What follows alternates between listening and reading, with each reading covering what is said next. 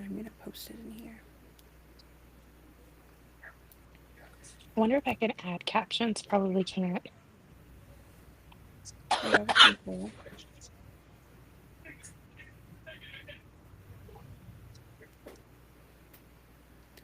All right, I'm posting it there.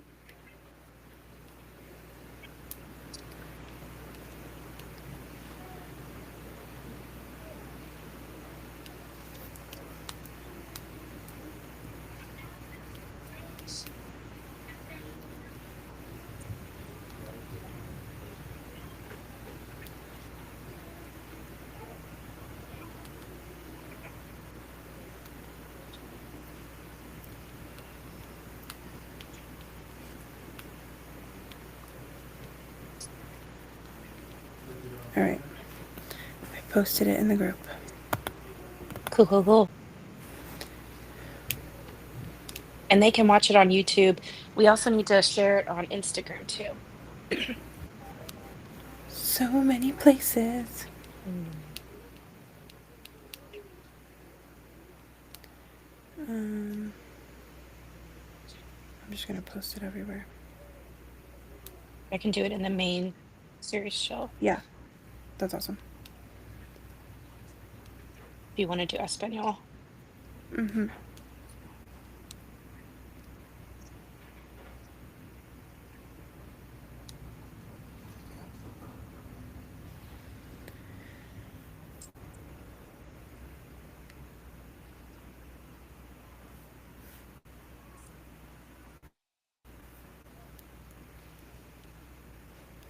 All right,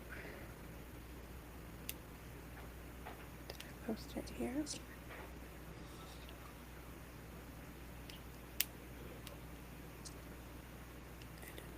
Okay. All right, now to get to the questions we didn't answer last week.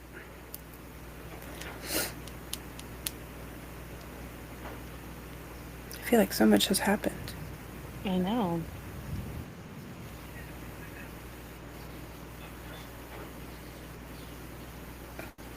Yeah.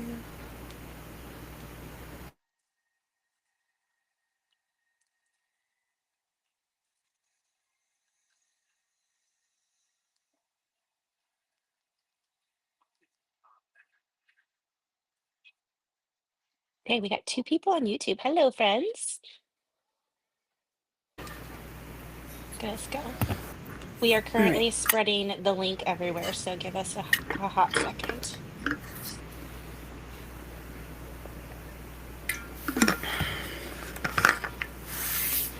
I've been so dehydrated. Mm. How do I see all comments on here? All right, well, I think I remember. And then we'll go to Okay. the other ones. How was your Hi, week? friends. Good. How was yours? Hi, everybody. Good. It always feels like I live in a whole different country sometimes. Well, you do. Surprise. But good. It's like everything's so much slower here. Like I don't know if it's just like the way that people are, but Yeah. it is it's been a really nice week. Sean turns 6 tomorrow and he's my oldest, and so I've been a little emotional today about it, but he's growing up. He's growing I up. can't decide what's worse is the oldest birthdays or the youngest birthdays because it's so hard to celebrate the new, but then also Hmm. having knowing that it's your last first birthday or last third birthday. It's hard. Yeah, and he said to me, he goes, "I'm almost 10." And I was like, "Okay, well, like slow down." But yeah, you really are like almost 10. And then Ruby's gonna be 1 in 4 months, which is also crazy. That's I feel like she insane. was just born. Yeah, I know. I do too. Are you guys Yeah. gonna do a big birthday party for her?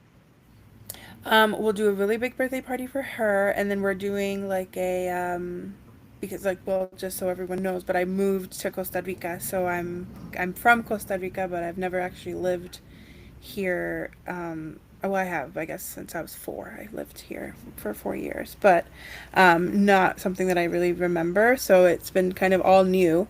And we're doing a big party for him next weekend. So tomorrow here in Costa Rica is a national holiday. So it kind of like the whole country shuts down and everybody celebrates when a part of Costa Rica didn't go to Nicaragua and they all stayed a part of Costa Rica. So it's a big That's day. so cool. That is so cool. Yeah, so they had like folkloric dancing today at Sean's school, and it was like really cute. All the like dresses and things that people wear was Oh, adorable. So, that's so um, cool.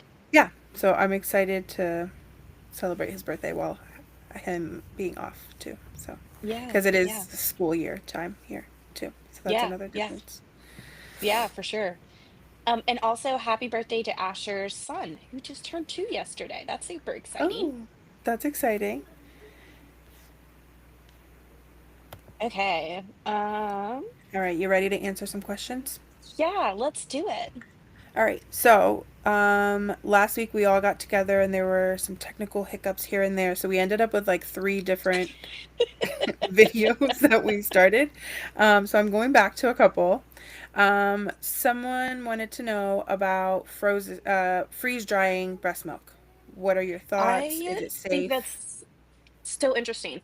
And actually, I just saw in one of my lactation consultant Facebook groups that somebody else, like the professionals, were also asking about it. And it's such an interesting Mm-hmm. topic because, like, it's so new. Like, this isn't something that's been around for a long time. So, there's not a ton of research as it specifically relates to breast milk. No, Rachel, you're absolutely right. It wasn't a thing even a few years ago. So, which is crazy to imagine like such a huge industry, like it's not huge yet, but I can see the potential for it. It is very Mm-hmm. interesting. So it doesn't dehydrate the milk, it freeze dries it. So basically what you do is just add water to it, and they measure beforehand to see like what the liquid weight is, to see how much water they need to add to it so that you have that, what your milk is. Um I think it's really cool. I think there is a lot of potential for it. Supposedly, the research that's been done says that it maintains about 98% of the nutrients and everything else. So Oh, that's that's really cool. cool. Mm-hmm. Um, I would say that the one thing is, I've had people ask about like doing freeze drying milk at their own house. I would be very cautious about that because it is not a sterile Yeah. environment. Environment. So you do run the risk, especially if you use your freeze drying stuff for meat or like, whatever it is that you're using it for. There is always that risk then that you're going to have like cross contamination. And I Yeah. just don't feel super comfortable with that. However, Yeah. there are companies that do it for you, which is really cool. It Mm-hmm. is expensive, so I don't love that. But I mean, if you have the funds and you have the extra milk, like I do think it is a really interesting product, and I could see it being Yeah. super beneficial in like NICUs and hospitals and for traveling and things like that. So I can see the potential, but right now it's just expensive. Um it is usually FSA, HSA eligible, which Covered. is cool. Cool. And I guess there are Cool. some companies that are trying to get it into hospitals. So maybe soon we'll see more. Yeah, I saw one. I was in contact recently with one from Mexico. Oh, There's a cool. mom owned freeze drying business out there, and she's doing really, really well. So I think hers is called Mom Made Mexico. Um, That's so and cute. she's really interesting. And then there's a couple other ones that we follow, but I think it's really great that there's all those options, especially like you said, if you can. I would have loved to, I think I had to throw away like, I don't know, 50 ounces of Sean's breast milk, and I would have just loved to be like, oh, well, let me send that and have that stored for a while. Girl, mine So, is almost 3.5, almost 4, and I still have like a whole shelf in my freezer that's just yeah, breast milk. yeah, that's And cool. I will never throw it away. No, I know. Yeah. Well, if I hadn't moved, I guess I would have kept it with me. Or else I would have had to ask my mother-in-law, "Can you store this for me for like indefinitely?" Can you give, all right, well, this is another frozen breast milk one. Can you give frozen breast milk that has been frozen for over a year to a toddler, or does it automatically become for a bath? There is no research to back up either way. So Yeah. this is where I would want you to for sure use your mom intuition and decide if it's something that you want to do or not. In theory, the only thing that would change is some of those nutrients would have been broken down. And so it might not be as effective as fresh breast milk. Yeah. Does that mean that's something you should not give? Not necessarily, but that's something that, you need to do. You need to decide on your own. Okay. That's a good point. Okay. Can you give frozen breast milk to toddlers in their like sippy cups, straw cups? Any reason why not to? Heck yeah. And actually, if I have a baby that is like 5, 6 months old and they're not taking a bottle, I actually suggest using a straw cup instead, because Yeah. it's sometimes it's the easiest way to get milk in your baby, if you're dealing with bottle refusal. So yeah, I think that's great, and there's nothing wrong with it. Now there is some like oral orthodontic people that say that the hard top sippies are not recommended, for oral development, but I mean there are so many different options on the market. You can find something that is works for your Right. budget and works for it, but there's nothing wrong with that at all. Yeah, I gave Sean breast milk, I think like way over like four or Yeah, five. yeah. And he actually recently, we didn't have milk. And he was like, "Mom, you have milk." And I was like, "Yeah, you're right. I have milk." And he's like, "And I really want cereal." So he did it for the cereal. He was like, "I have I to." love that so much. And then I think my husband and him had a whole conversation about what if you could make chocolate milk? Like, That or would and be he was really like, "What cool. happens if you shake it? Do you get a smoothie?" Like became a whole like a whole thing between both of It them. is a whole thing. Yeah.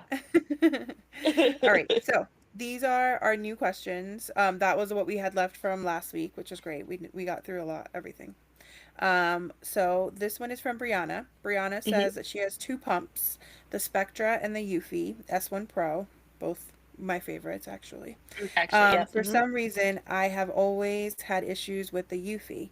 I'm using the same size inserts with the Spectra. Is this depending on the pump, or you would need different size inserts? So it's not So, necessarily about the inserts for your pump. It can be, but I would encourage you, Brianna, to remeasure both sides and see hmm, if you are not using the right size, because that can really impact your pump output when you're using a wearable.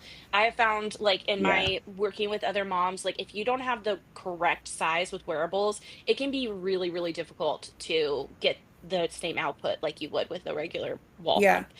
I have Um, found that it like with well, with both of them, like the Spectra is like my favorite. It's my OG. Like I mhm. love going to it. I actually have it on the floor because I used it this morning. But Eufy's like my second go-to. And I have found that I always have issues with it when it's like my first or second pump of the day, and I have to Mm. almost like go longer. Like almost like my letdown can't happen with it properly if I don't go longer. So like Yeah. sometimes instead of like doing 15 minutes, I do like 20, 25. And honestly, Um, that's true for wearable pumps. I hear that all the time is a lot of moms mhm, actually have to pump longer with wearables versus yeah, the wall pump just because of that. So yeah, I yeah. totally get that. And Brianna, you don't really say what kind of issues, but if it's like pain or anything like that, then I Mhm. would suggest too to look at your size and Yeah, make sure that it is the same. And yeah. then also how you align it, depending on what you're using. Like I find that some of my inserts kind of roll into it. Mhm. Some of them like shift a little, so you might need to readjust. if And you're you just might gonna need a hold it. smaller, a shorter length of an Mm, insert yeah, because the Spectra flange is really long and wearables are not usually that long. So you might want to just double check that like the insert is not blocking where the milk is supposed to go because yeah. that is something that can I happen with totally, I wearables as ran well. into that the other day. I like to use the Legendary Hmm. flanges, and they're really long tunnel, which is great because I have elastic nipples, but Hmm. it does block the little diaphragm sometimes. Hmm. Yeah, And yeah. that'll make you feel like you're making no milk, which is no Yep. fun. No, it's not. It's really not. Okay, next one is from Erica. Erica says that she's a first-time mom. How long should feeding sessions be, and how can she tell that her baby's getting enough milk? That's for her first question. Let's start with that. Yeah, I love that question.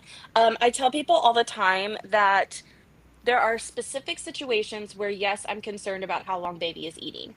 But generally speaking, I don't want you to look at the clock just the same way that I'm not looking at the clock when we're out to lunch and I'm checking to see how long it takes Nina to eat all of her food. Like, Yeah, that's just not something that we do as humans. However, if we are getting to like 45 minutes plus each feed, every single feed, then I get concerned, is baby tiring themselves out at the breast? And do we need yeah. to like investigate that further? So, Mm-hmm. in that case, that's what I would be looking for. To know if your baby has enough, there's some really easy ways to check. The easiest one is output. So, if your baby is having at least 4 to 6 wet diapers in a 24-hour period, is pooping every day, that is perfect. That's exactly what we want you to do. Mm-hmm. If your baby is growing on their growth curve, because remember, everybody's got it. Like, in order to have the growth chart, we have to have somebody at the 99 percentile, and we have to somebody Yeah. at the 1 percentile. So I want to see it go on their curve. Um, and then also meeting their milestones. So are they, appropriate? Are they acting appropriate? Those are all the kind of things that I look at when we're trying to make sure the Mm-hmm. baby's getting enough. I also, and I don't know if you've done this yet or not, Yanina, but I had a weighted feed with my second. Yeah. And that was so helpful for me to just have that validation that things were Mm-hmm. going well with transferring Yeah. milk. I actually like had to do that. I think after we had chatted when I first had Ruby, you had suggested it, and Renee had too, where because I have been always an exclusive pumper by choice. And Mhm. so with my first Sean, I exclusively pumped for him for 26 months. And so I never really had any thing to base off of when it comes to nursing, and none, like pretty much no one in my family nursed either. And so I was going in it with like a new perspective, but also like, how do I know that she's getting enough? Yeah. And so I did a weighted feed, and that was really great because it was like one of those moments where like, especially she's a fast nurser, she's still a fast Hmm. nurser, so sometimes I'm like, really, 8 minutes, like that's all you needed? Like, what do you Yeah. mean? And in those 8 minutes she would get like 3 4 ounces, and I was like pretty impressed. Yeah. So we did that, and that helped. Another thing that helps me is following her fists. And I don't know if Hmm. you like have like how she like relaxes. So like when she's like Yeah. super hungry, she's like all tense and like, I don't know, like give me the food, I guess, feeling. Yeah. And then as she relaxes, feels more content, she starts opening her arms and just gets a Yeah. little more relaxed and cool. Yeah. So that And I helps too. like that you talked about like relaxation because the closed fist, that's a newborn sign. But as they get older, they're finding their fist, they're finding Yeah, their hands. And so that can be kind of confusing of knowing that's whether or true. not that's hungry or not. But if you look at the overall body, and you're right, if they're Hmm. relaxed and stuff, if you're hungry, you're not going to be like super chilled out. I mean, honestly, No, that's really just kind of the thing. I get Um, hangry. Yeah, me too. Maria said, "Is it good to do weighted feeds yourself at home to see how much baby is transferring?" Um, Mm, I would say no, only because I feel like as moms, we put a lot of pressure on ourselves, and that is a really, really easy trap to fall into yeah. that you're constantly weighing your baby. So I really don't Hmm. like that as a whole. But if you're just curious, that's fine. You Hmm. basically would weigh yourself without the baby and then weigh yourself holding the baby. But please Yeah, know it is not going to be nearly um, as accurate. accurate Yeah. as using an infant scale. with a professional. So Yeah. And I also think that you're able to go back and forth with the professional. Like say like it is a smaller yeah. amount or something, I don't know, say it's higher, like you get all in your head Hmm. about it that I would want Yeah. like someone like with me just in Yeah, no, case. 100%. Because that's a good point, because your milk supply changes throughout the day. And if Yeah. you say you went to go check your baby's weight at like 5 p.m., that's going to be your lowest time of your milk supply. So you're going to be Yeah. freaking out that your baby only took like 1 ounce. Yeah. But again, it's not going to even be that accurate when you're using an adult scale versus um, doing like an overall. So, Yeah, I agree. All right, let me yeah, go back up to some of the questions that they were asked here before I go back to Facebook. yeah. All right, let's see. I think this one from Patricia's first. All right. Why is it recommended that a mom breastfeeds her baby until 1 year old, 1 years old? My baby is 7 months and has been breastfeeding since birth. I'm ready to be done though because of personal reasons. I Yeah. get that. I mean, here's the thing. There's research that says, that there's a lot of benefits to breastfeeding. It decreases the chances of obesity, asthma. It decreases your chances of cancer, diabetes, all that kind of stuff. The longer that you go, the more protection you Mm-hmm. have. However, this is like a symbiotic relationship, right? If Yeah, you are not enjoying your relationship, that's a whole doesn't nother work. question. We need to figure something else out. Maybe it's like what you did, Nina, where we go to pumping. Maybe it's we do half time pumping, half the time breastfeeding. Maybe it's we just Mm-hmm. switch to pumping and we decrease it to 3 times a day. Maybe we stop completely. There's really no wrong answer to that. Yeah. And we live in a first world country where we have clean water and we have access to formula.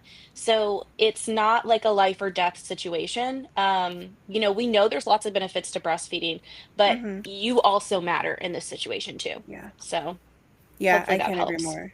Yeah, I Yeah. agree. I feel like it has to be something that works for you and it's such a personal Hmm. journey between like honestly postpartum in general, like what not even Yeah. like take the baby away kind of thing, but like it's all Yeah. so much that if you're ready to be done, feel Yeah. free that it's valid and you should be done and Yeah. that's okay. Yeah.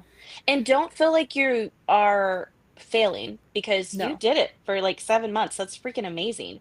No matter Mhm. how long you did it, that's awesome. Like don't Yeah. beat yourself up for that.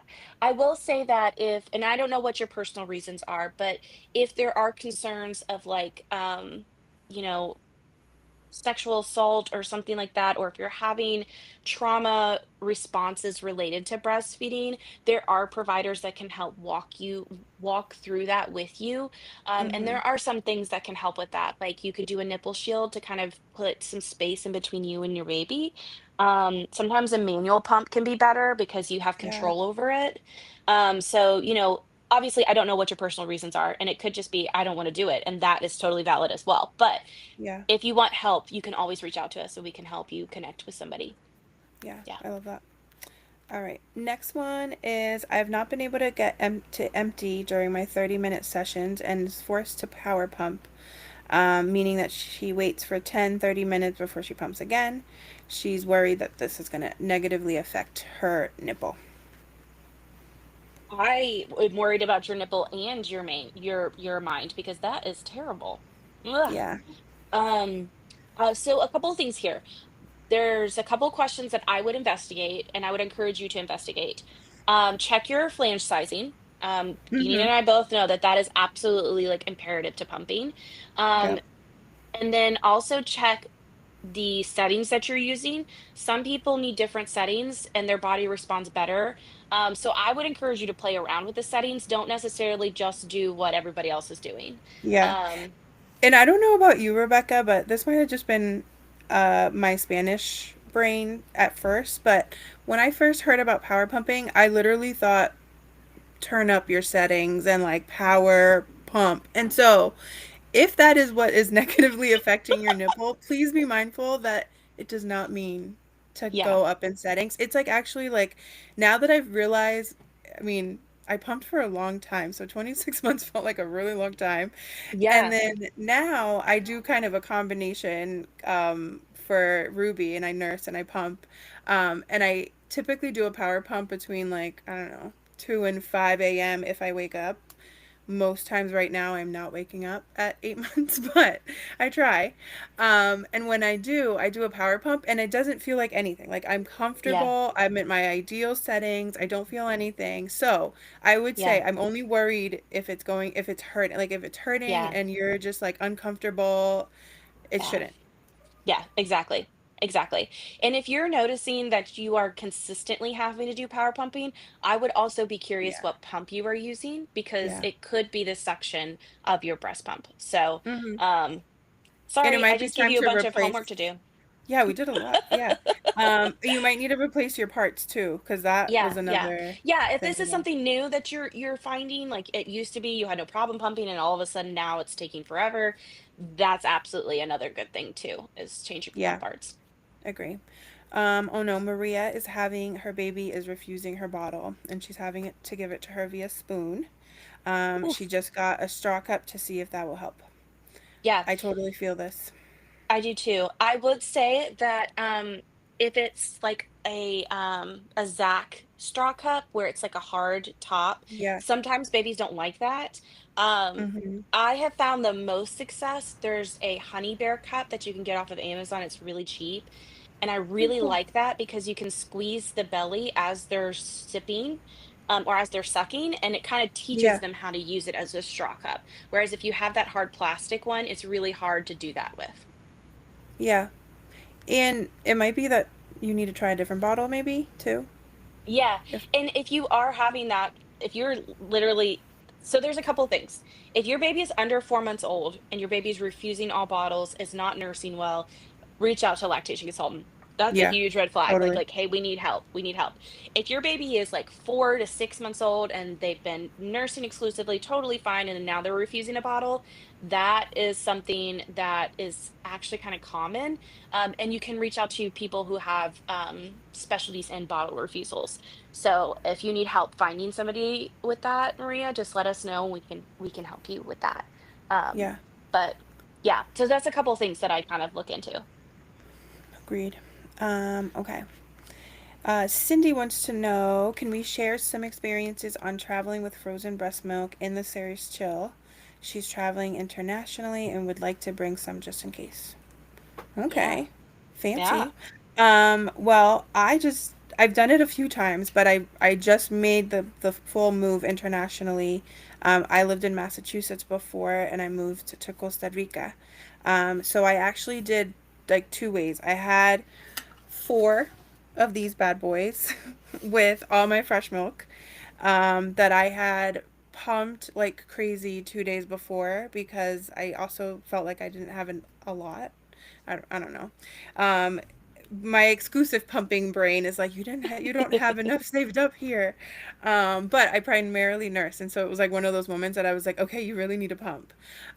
So I did fresh. So I wanted to do a few things to try and see how it went with TSA.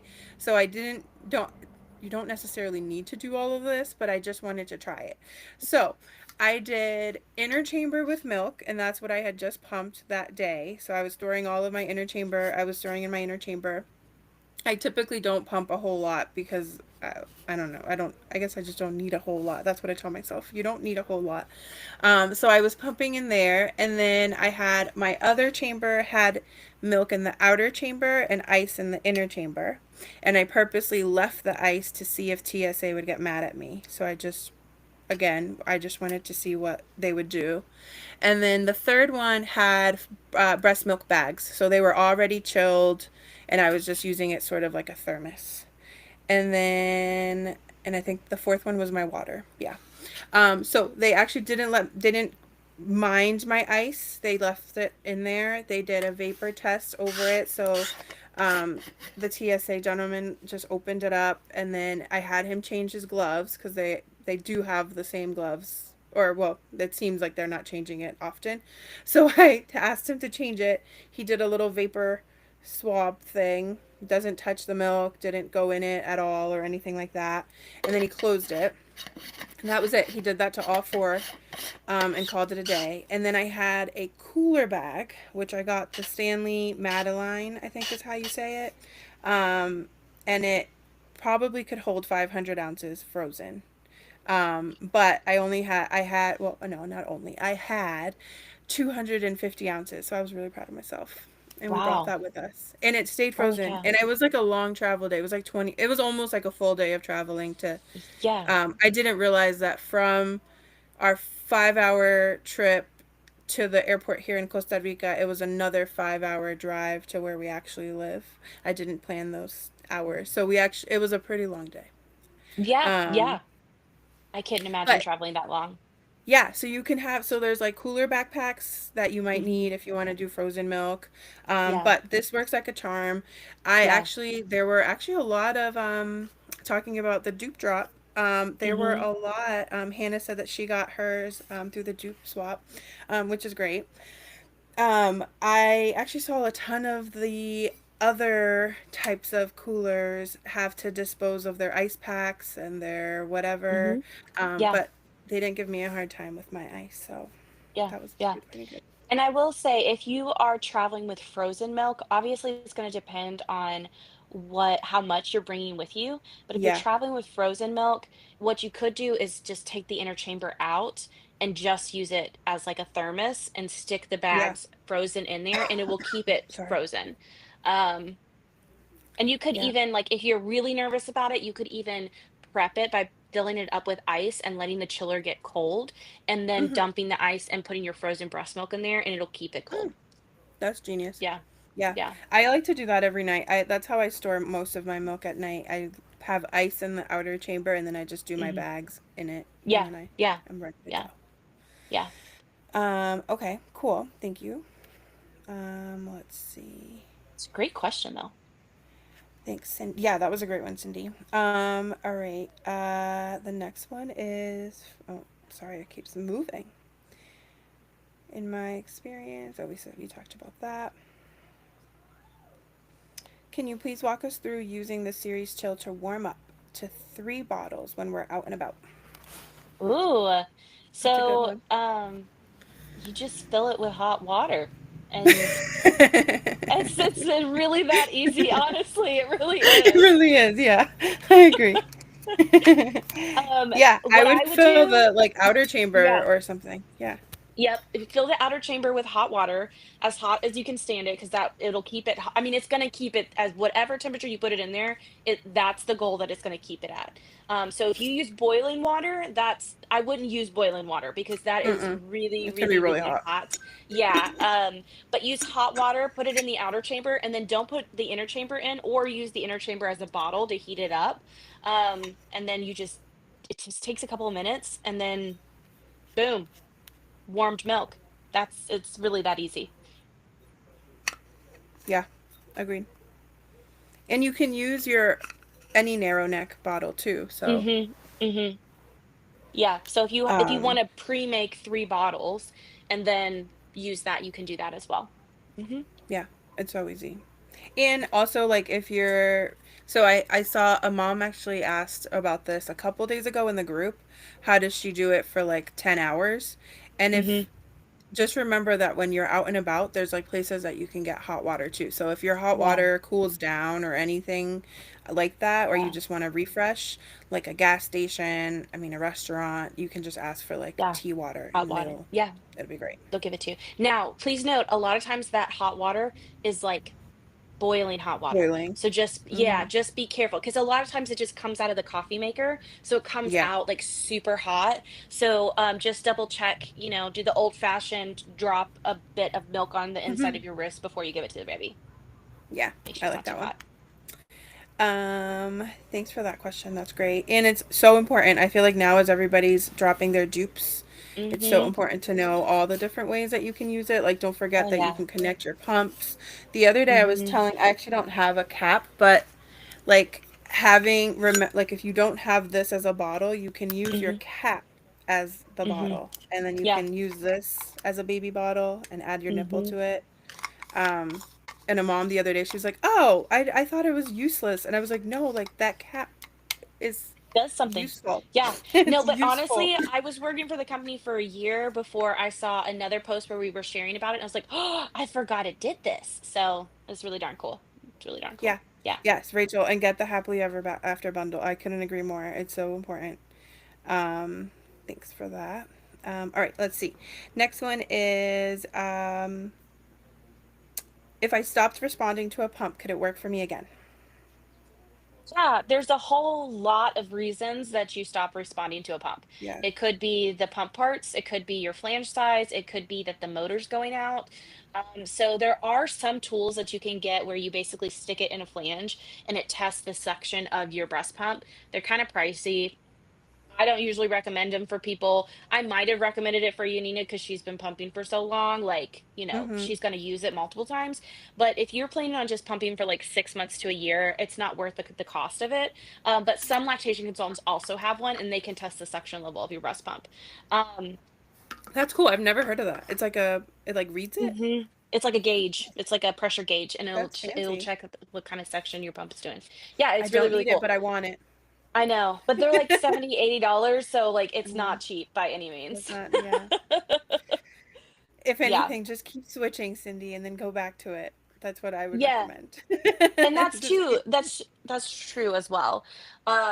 I've also like sometimes you can trick your body into responding to it. So if you're breastfeeding Yeah. and pumping, you could nurse on one side and pump on the other at the same time, and that can kind of trick your body into responding to the Hmm. breast pump as well. I also have done that as an exclusive pumper. I did that with my Spectra. So with my Spectra, I respond Hmm. to really, really well. So I would do my Spectra on one side and the wearable on the other, and Yeah. then I would switch, kind of like a Yep.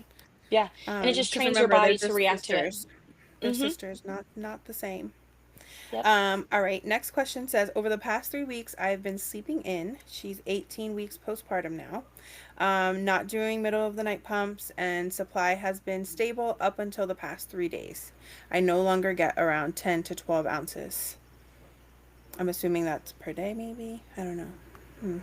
Maybe we can clarify. But So the the simple answer is to add back in a pump session. yeah, So whether that is, hey, I'm guilty of it too. I stay up way too late and then I try to sleep in late. Like if yeah. that's the case, just throw on your pump again before you go back to bed. Like it doesn't have to Hmm. get too crazy, but those overnight pumps are so important for driving your milk supply. Yeah, There are some women who can drop them and still maintain their full milk supply with no issues. But there's a lot of people who cannot, and that prolactin levels are really, really important. Um, Sorry, I was just reading that question or yeah. that Same. comment. So yeah, so I would, I don't even know what I was saying. Oh my gosh, what was I talking about? Some people can't make Yes. dropping the pump. Yes, some people can't drop those pump sessions. So the easiest answer is just to add in more pump sessions and it should bring your milk supply back up. If you are saying that you are normally pumping 10 to 12 ounces at a time, it could be that your body's just regulating. That's also around 16 weeks. That's very common for that to happen. So, Hmm. that's also something to consider too. But add in more pump sessions and your milk supply will go back up. Yeah, I agree. And also being, I mean, also trying to figure out what was best for you. Like if you're Yeah. like sleep is good. Sleep is Yeah. important.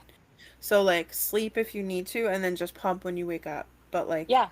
Yeah. Like I if find you're that up till midnight and your last pump session is at 9, just do another pump session right before you go to bed. yeah. Like, and then that way you don't have to get up in the middle of the night. Like there's a lot of ways to work around it Hmm. without interrupting your sleep.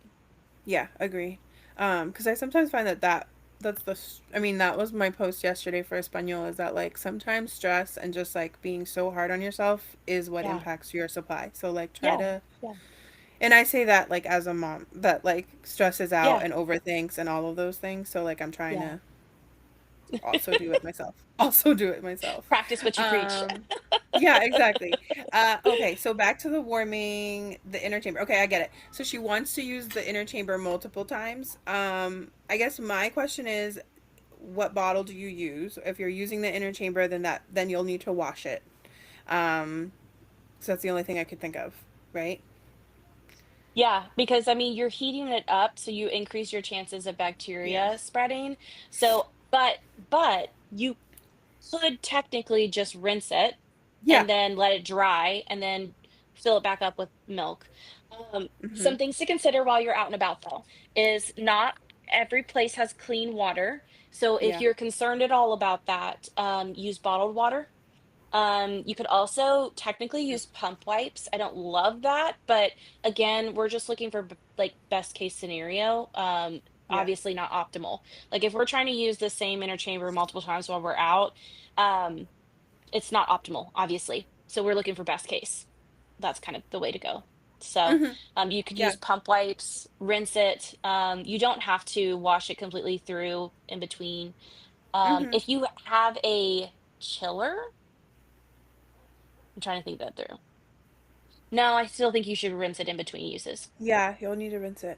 Or Yeah. if, because I don't know if you're using your inner chamber to also feed it, you could do, depending on the bottle, you could do the bottle itself to your inner chamber, Yeah. or like to Yeah. be the inner chamber. Yeah. But yeah, like Asher said, the Dapple sells wipes Mhm. and spray, which I agree. Yeah. And in a Yeah. pinch, I think it's great. If Yeah, you I have do to. too. Yeah. Another Obviously, thing, if don't you forget that are we have the, oh, sorry, go ahead. no, you're good. Go ahead. Yeah, I was gonna say, don't forget we have the wash basin, which I keep rolled Mhm. up in my bag, and I have a little brush, like I mean the little brush with it, and then it has like a soap bottle. So, in a pinch, and I really need to wash something, I will just pull that out and Yeah. wash it. Yeah.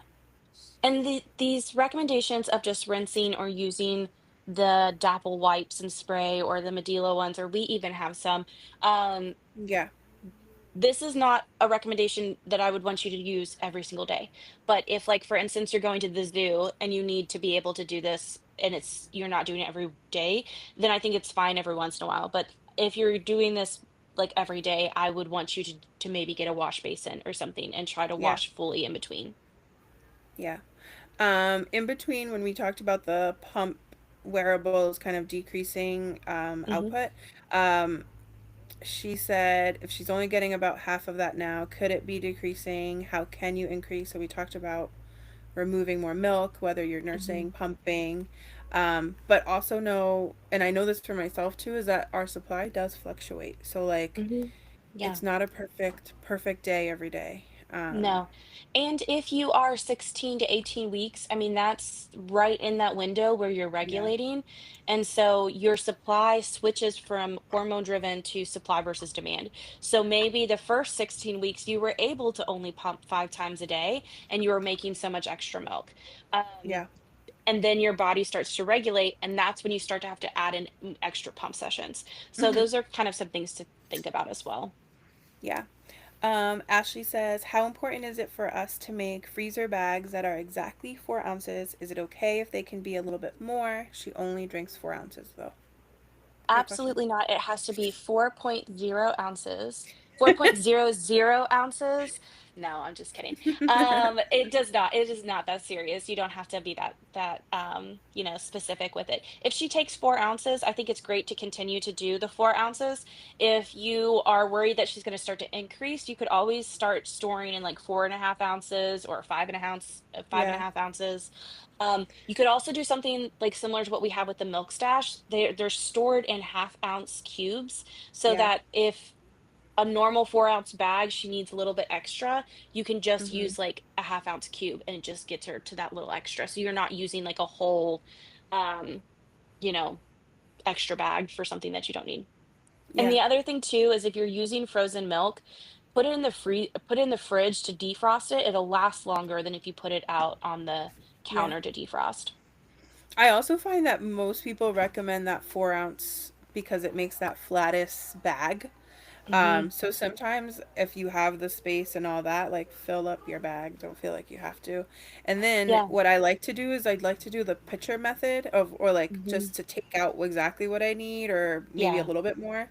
So you might not even care as much later on if it's four Yeah, ounces. yeah. So what she's talking about with the pitcher method is, for instance, if you know that you're going to need 20 ounces or 24 ounces for the day, you pull out 24 ounces from the Okay, freezer, that's it. and then you combine it all into a pitcher and let it defrost in the fridge, and then you use it like a pitcher of sweet tea, and you Yeah, just keep filling her bottle. it That's how works it great, I works. find. Yeah. Mm-hmm. Because then because I also, because I sometimes don't make exactly 3 or 4 ounces or whatever, Mm-hmm. and I'm making a little bit less. I try to just bag it and call it a day, and Yeah, yeah. that's it. I never made them specifically to 4 ounces. I had Yeah. them all kinds of different sizes. Yeah, Um, and I love so the milk stash because I do have the little cubes made, mhm, and sometimes she does need a 5, point 0.5 or another ounce or whatever, that it makes it mhm. really nice to not have to take a whole bag. Yeah, yeah. Um, I've okay. seen people okay, so if you've seen this on social media, I have feelings about it, and I'd love to hear your thoughts on this, Junita. I Yeah. saw somebody on social media take a frozen bag of breast milk and use scissors to cut it in half, and I have so many thoughts about that. First of all, like, those Yeah. scissors, who knows where those scissors have been? And then you're also, like, putting plastic like, you're putting the plastic in your milk. I don't like it. I don't Yeah, I don't like Yes, it either. Rachel, that triggered my anxiety. When they showed it, I was like, "Oh, no, don't do that. Don't do that." Yeah, well, that's kind of like when you see people wearing gloves and then they're touching Yeah, their phone and they're touching I'm like, "What are you doing with the gloves? What's the point?" there's no point in that. Yeah, yeah, Yeah, I wouldn't do it. I no. also I'm not one so that the reason why I like using that reverse pitcher method is because I don't Mhm. like thawing them in the bags either. Yeah, Like I prefer you for it risk to just it, be like free. yeah, and there's Free. so many moms that have defrosted them in the bags, and then the bags start to leak, Yeah, and and then they you lose rit all of that milk. Mhm. Yeah, yeah. and then I get all emotional and it's not good. Yep, I understand. Let's see. Okay, so she was using Pigeon and Lansino bottles. She doesn't have the adapter, so she can't do it directly. We should get you an adapter. Maybe you can message me after and we can chat about it. Mhm. Because it'll make, I mean, I prefer to directly adapt it. I just find it so much easier than having to like wash stuff in Yeah, between and yeah, um, for less sure. stuff. Yeah, Um, Asher loved using the pitcher method. I know, I agree. Me too. it's so much easier. And yeah, as an undersupplier, like I think it's so nice to use the inner chambers as a pitcher, and you can also keep them in the fridge. Someone actually had that question that actually reminded me from Facebook. Someone wanted to know how long can they store their milk in the fridge using their inner chambers. It's the same as what Yeah, normal milk storage, yeah, 4 to 8 days, 8 days. depending on, your comfort level. When Yeah, we say 4 to 8 days, 4 is optimal, 8 is best. So ideally, you put it in the freezer by, 4 to 5 days, but you're not gonna hurt anything if you go up to 8 days, yeah, basically. I agree. And I love doing it. I mean, you can just grab and go. Put Mhm. it in your Yeah. chiller, have Yeah. more ice. It's great. Yeah. Yeah. All right, back to Erica's question from the beginning was we did the how long, okay, yeah, how baby's getting enough milk. When is the best time to introduce a bottle or pacifier without causing nipple confusion? So, I'm gonna just pop one gigantic myth. There's no such thing as nipple confusion. Agree.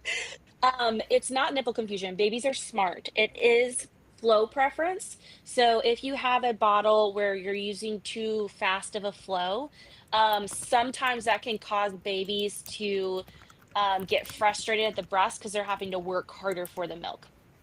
So, you can start using a pacifier. Here's the deal with pacifiers, right? Your boobs are the original pacifier. So, what I usually tell people is like, use a pacifier that can really be helpful if you're in the car. You are not Elastigirl. Your boob is not going to go all the way to the back of the car, right? So, like, use a pacifier in the car. Use it while you're taking a shower. Use it when you are completely unavailable to feed your baby. But if you're able to Yeah. feed your baby, put the baby on the boob, kind of that kind of a thing. So if you kind of consider it that way, you can use a pacifier as soon as you want to. I will say in the first couple of days, the more you can put the baby on the breast, the better it is. So Yeah. unless they're getting some sort of procedure done or something like that, I generally tell people in the hospital, like, try to avoid using the pacifier as much as possible because of that. What was the Yeah. other question? It was about bottles, when to start bottles. I think Yeah. it's great to start whenever you want to. I do usually recommend somewhere between 2 to 6 weeks. Go ahead and start introducing a bottle, only because we talked about this earlier. Of if your baby is under 4 months and they're not taking a bottle, babies have a natural suck reflex. You put something here, they're going to open their mouth. You put something in their mouth, they're going to suck on it. And if they cannot do that, there's some dysfunction going on in their mouth, in their body that needs addressed. So, it can be really helpful to go ahead and get them used to it so that way when they are 4 months old and they lose that sucking reflex, they're not like, Yeah. what the heck do you want me to do? Like the I don't know what you want me to do and I'm not going to do it in this bottle. I don't know what this is. So Yeah. one great way to do it is like every couple of days, you could have dad give a bottle for bedtime and then you pump and you get a little bit of a break too. So there's all kinds of different ways you can do that though. Yeah, that's what I do. I try to pump 1 or 2 times a day, and then either Sean or Mhm. my husband feeds Ruby, and it's a great time for them to bond. Or now she's grabbing her Mhm. bottle and holding it up and all that. But Yeah. I agree with you. I so many people were like, "Oh, you're not going to be able," because I really did want to. I felt so confident in pumping that I hated when people were like, just nurse, like it'll be just fine, and it'll be just, you're fine now that you can do it, you should just do it all the time. And like, it's really just not me. Like sometimes I really prefer to pump and like see them bottle feed, or sometimes I prefer to give a Mhm. bottle. Mhm. Or sometimes I'm still in my head about whipping it out and being in public and whether I have this Mhm. or that, or am I going to be comfortable, so I'm like, okay, just give Yeah. her a bottle, it's okay. Yeah. But I people are like, oh, she's gonna get nipple confused. And what I find is that Ruby has a preference of flow, not Mhm. confusion. She totally knows I what is. guarantee you she likes the fast flow. I Yeah, guarantee you. yeah. Yeah. I'm like, girlfriend, we are slowing down and everybody needs Yeah. to stop. So, Yeah. Yeah. we have kept the preemie nipples. Yeah, agree. Like all the but it's definitely more of a flow preference than a nipple confusion. Like once Yeah. you show them that they can get in there, it's like it's hard. Yeah, and Ash, I agree. They're so nice in the middle of the night when dad can do a Yeah. bottle. I will Um, say, I'm just going to put this little nugget out there. I generally recommend that if somebody's giving a bottle, if baby's getting a bottle, you're also pumping at the same time. yeah, So a lot agreed. of people think that they can just sleep throughout the night and dad can give bottles and it's not going to impact their milk supply. It will. So just kind of keep that in mind. You don't have to do it at the exact same time, but like, in the evening, Yeah. you know, Yeah, like you whatever. said, do like a late pump and then wake up Hmm. early or something. Yeah. But Yeah. There's remember ways that to you work around it, but don't just skip the pump session for sure. Yeah. Another note about warming, maybe she can make, yeah, oh yeah, we talked about maybe making the bags and thawing them out in the chiller, or warming Mhm. them up in the chiller. That would be a great idea. The next one, I wonder if I could pump into the inner chamber on one side and then the other, and then put it back into the outer chamber. Um, Mm, yeah, I think you I you think could. so. Yeah, Yeah. that would be fine. And you can get adapters. Yeah, you can get adapters that go from using for you to use your Spectra bottle with the upper components if you wanted. Hmm. Yeah. Yeah. Um, Um, okay, okay, so let's I go do back. want, there's a question up here at the top that I wanted to answer. Oh, great. Tips for breastfeeding after a reduction surgery. Oh, I missed that one. This, yeah, it's like way up at the top. I would definitely recommend that you're working with an IBCLC because it is so dependent on how the surgeon did your reduction. Um, there are different types of scars, and generally Yeah, speaking, if it's like an anchor looking scar, you have more impact on your supply. So just tissue. kind Yeah, of keep that in mind of, but here's the thing. This is the crazy weird thing about human bodies. There is so much more nuance to it. It depends on when you had your breast reduction surgery. It depends on if you've ever breastfed any other babies. It depends on how old you are. It depends on all kinds of things. And then sometimes still you could have a full milk supply when we're like, okay, you're never going to have a full milk supply. And then boom, your body does it anyway. So there's yep, really no way to know for sure until you do it. agreed. Yeah. But the And give it tips a of few it, sessions and all that. yeah, Yeah, give yeah. it some I time. I really recommend like as much skin to skin as possible, remove milk as often as possible. This would be a situation that I would want you to maybe not use the pacifier if possible. Like, if Yeah. you can just breastfeed on demand as much as possible, like the more milk that you're removing, the more stimulation your breasts are giving, the better it is going to be for your milk supply. Mhm. Now, a breast reduction can be an anatomical issue with making milk supply, so that's why I want you to work together with a lactation consultant. Yeah, I agree. Yeah. All right, back to Facebook. Let's see. Anna just got her first postpartum period. What should she expect for how her cycle will change her breast milk production? Depends, as so many people are so different. Some people see a Yeah. dip, some people don't see a dip at all. The Leche League recommends, I think it's 500 milligrams of calcium and magnesium, like the Yep. week before your period is supposed to start. I will also say though, postpartum, like the first couple of periods are not always consistent. Sometimes it can be you Mhm. have a little period and then you go like 2 months and then you have a big period and then you go like a month and then you have like it can be very weird like that. So Yeah. um don't be super surprised if that happens. And if you're trying to not get pregnant, this is a good indicator that you need to use another form of prevention. Just Yeah. FYI. Yeah. I was gonna say the same thing. Like, it doesn't matter whether you're nursing or pumping. Don't think that Yeah. one Yeah. is helping you Yeah. versus the other more. Yeah, and to add Um. on to that, how long? There's Oh no yeah. idea. I got my Yeah. first period back at, like, 6 weeks postpartum with both of my kids, so Yeah. and And I had I a got full milk mine supply. with Sean was until I didn't get mine until 15 months postpartum, and then with Mhm. Ruby I got it at 5 months. Yeah. And I just made it to 8 months. I just barely made Technically, it. there's, like, this thing called the lactation amenorrhea method, which is, like, Yeah. the LAM method, which says that if you are exclusively breastfeeding and not using any pacifiers, any bottles, any pumping for the first 6 months, it will prevent you from getting pregnant, but I would I've not seen hold on people, to that. yeah, some people that follow that and they're like, "I not Yeah, pregnant." yeah, yes, So, exactly. but yeah, Rachel, I mean, you can I mean, I did the same thing. I was like, "I'm gonna pump and nurse more. Like, I can't Mhm. have my period this soon." It's But really it related to really fluctuates. hormones. Yeah, Yeah. it really is related to hormones. And I've seen Um, moms who um did not breastfeed and didn't get it until later on as well. So mhm, like mhm. it's all different. At least you But yeah, got five more weeks months, first, Ashley. 5 months. Yeah. Yeah, Yeah. yeah. I was always that 5 to 6 week range. I was like, "Well, this is fun. I just finished bleeding from my placenta, and now I'm bleeding again. So thanks, Yeah. body." Brianna, my period kills my supply for the first couple of days too, but like Rebecca said, try doing the calcium magnesium, see if that helps. And then just know Yeah. to up those removals when you can. Mhm.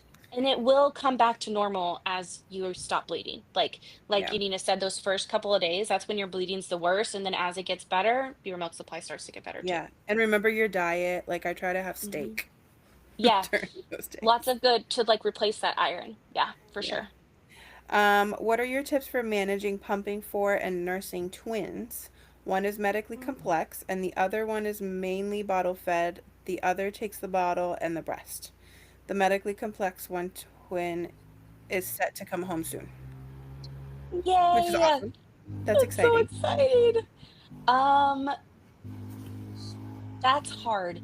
So with medically complex, it could mean all kinds of different things. Yeah. Um, and so I would just like twins is a whole nother beast. A Yeah. lot of twin families find having scheduled feeds is a lot easier on them so that they know that twin A gets fed first and twin B gets fed last, and then they keep going. I've also had some twin moms where one is bottle fed and then the other one's breastfed, and then the next feed they switch. Yep. Um, there's all kinds of different ways you can do it. You can also do like tandem nursing. Is it tandem? Yeah, where Mhm. you have one baby on one side and one baby on the other. That's Mhm. tricky. That's like an advanced move, I feel like, and it kind of needs help the first couple times you do it. Um, but medically complex could mean all kinds of different things. Like, Yeah. are you dealing with like oxygen tubing? Are you dealing with, you know, an O2 monitor at night? Like, there's Mhm. all kinds of different things that could go along with that. And I could There imagine are, that it might get Yeah. easier maybe when baby Yeah, number two yeah. comes. Yeah, exactly. Oh, yes, for sure. If you're non-medically fragile baby is completely bottle fed, what you could do is just make sure that you're pumping on the other side when the other baby's nursing, and that would help keep your supply up too. Yeah. I've had friends who are also in this position where they've decided to move to exclusively pumping Hmm. just to kind of make Yeah, things a little more kind of yeah. you said like a schedule so that it would become Hmm. more scheduled because More the on structured. Yeah. I can't imagine. I think I would do a more structured approach if I had to Hmm. on demand feed two babies. I feel like that'd be too much Yeah, for sure, for for sure. myself. All right, before I answer the two that came in over here, I'm going to answer one more in our thread here. Tips for weaning feeds at bedtime. Depends on the age. Yeah. So we ideally want breast milk or formula to be the primary source of nutrition up until the baby turns 1. And I hate saying it that way because like there is nothing magical that happens at 12:01 the night that your Yeah. baby turns 1. Like there's nothing magical. Your milk doesn't become less than. Um, and so I kind of hate saying that. But depending on the age, if you are like a 12-month, 13-month-old and you're trying to wean nighttime, a lot of it is just distraction, distraction, distraction, and offering other forms of um, comfort. So, like lots of hugs, lots of explaining. If they're a little older, I like weaning books, and I have like a whole list on my Amazon storefront that I can send you guys. But there's a couple of different weaning books on Amazon. It's like Bye Bye Booby Moon or something like that. Hmm. That's one of them that's really cute. Something else is like Gentle Nursing or Gentle Sleep or something like that. That's really great if you have an older baby that can understand what's going on in the story because it kind of just helps prepare them. Yeah. I've also seen, depending on how old the baby is, doing a party, kind of like the same thing as when you see like the Passy Fairy, where you set a date and you're like, oh, this is the day that it's all going away. Sometimes that can be helpful depending on the kiddo too. I will say that my second would have rioted if I had tried that method. She'd be like, I don't care what kind of fairy's in here. You better get back here. Yeah, that's Ruby. Ruby'd be like, I don't know what you're talking about. I don't Yeah, care. no. Age what? I don't know what you Yeah, mean. yeah. All right. Asher actually has a baby led weaning question, and then we'll do another one from Facebook. Asher asks, when doing baby led weaning when while nursing, do we breastfeed first and then offer food? Yes. Ideally, you would breastfeed, wait about 15-ish minutes, and then offer solids. So the Mhm. point of that is again, breast milk needs to be their primary source of nutrition for the first year. And we still want them to have food. We still want them to explore the textures and the tastes and all the things. But because your breast milk is still the primary source, there's not as much stress if baby's not taking a lot of regular food. So, um, ideally, Yeah. yes. And then as you get closer and closer to that 12-month mark, you can be a little bit more lackadaisy about it. And then after they turn 1, it's so freeing to not have to like feel like you're on a schedule, and just kind of nurse on demand and let them eat when they want to eat kind of thing. And then Yeah. next thing you know, you are spending a bajillion dollars on blueberries and strawberries every week Yeah. because that's all they want to eat is fruit. I'm running into the so I drop off like while I'm working, I drop off Hmm. Ruby at my aunt's house and I give her 3 to 4 bags depending on how long I'll be away. Hmm. And then she has solids, which she has does not say no to anything. Like doesn't like even if you're putting something close to your mouth, she's like, what is that? What is that you have there? And she's so like infatuated with food that my aunt often is like, I'm so sorry, but like I gave her food and then I did the bottle, but she had it all. And I'm like, yeah, because she doesn't say no. So I don't know. Like I feel like most of them are like, I mean, and I don't really mind at this point. I mean, she's fine, but it's one of those things Yeah. that like she's been very different with Sean. I could say like, Hmm. okay, bottle, 30 minutes you wait. But I don't know Yeah. if it's the fact that she nurses that it's just Hmm. different. Like once she sees me, she's like, I need your Yeah. boobs. And I'm like, okay, Yeah. but like I heard you just ate. Like, really? Yeah. Like You're fine. Yeah. like you're Yeah. fine. Yeah. So It's so I don't know. interesting. And I mean, like, it also depends on the baby. Like, my oldest did not, like, he was not super interested in solids. My youngest is the same thing like Ruby. You can put anything in front of her and she's like, heck yeah, let's eat it. Let's try it. Yeah. And Okay. she was fine. Um, and I didn't get like super 15 to 30 minutes. I just made sure that it was before she ate. That's Yeah. all I did. Yeah. So you Yeah, don't have that's to what I be try like to do super too. Like specific. Hmm. breakfast, like a little bit. Like if we wake up before she Hmm. nurses, and then breakfast will Yeah. happen sometime soon. Yeah, Um, exactly. let's see. Hannah, I haven't forgotten about your question. I'm gonna do the other solids one over here, and then I'll come back to you.